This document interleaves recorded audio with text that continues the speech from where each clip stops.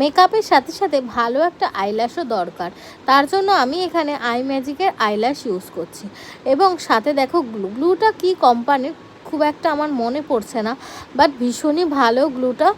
তো প্রথমেই দেখো আমি কিন্তু আইল্যাশ নিয়ে নিয়েছি এবং ছোট পোর্শনটা সবসময় চোখের ইনার কর্নারের দিকে হবে, আর বড় পোর্শনটা হবে আউটারের দিকে। সেইভাবে দেখো এখানে গ্লুটা লাগিয়ে নিলাম এবং দেখতেই পাচ্ছ বড় পোর্শনটা কিন্তু আমার একদম যে চোখে আমি লাগাবো তার ইনার কর্নারে হবে ছোটোটা, আর বড়টা হবে বাইরের দিকে। তো দেখো এখানে আমি গ্লুটা জাস্ট 5 থেকে 6 সেকেন্ড একটু জাস্ট সেমি ড্রাই করার সাথে সাথেই এটাকে কিন্তু বসিয়ে দেবো। এবং দেখো বসানোর সাথে সাথে কিন্তু ভালো মতন আটকে গেছে।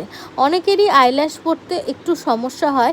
এই প্রসেসে যদি তোমরা পরো খুব ইজিলিভাবে নিজেরা যে কোনো পার্টি বা অকেশানে কিন্তু পরে যেতে পারো। তবে অবশ্যই চেষ্টা করবে এরকম আমার মতন কোনো লাইট ল্যাশ ইউজ করবে, বা খুবই হালকা ধরনের যেগুলো হয় ন্যাচারাল ল্যাশ সেইগুলো ইউজ করবে, তাহলে দেখবে ওগুলো খুব ভালো লাগে। কারণ খুব ভারী আইল্যাশ কিন্তু খুব একটা চোখে ভালো লাগে না।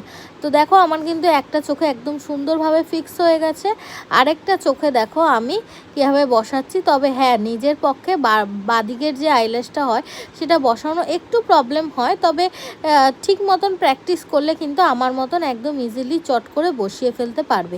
অবশ্যই একটা ভালো গ্লু কিনে নেবে।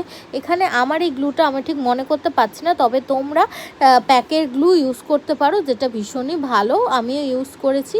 তো দেখো আমার দুটো চোখেই বসানো হয়ে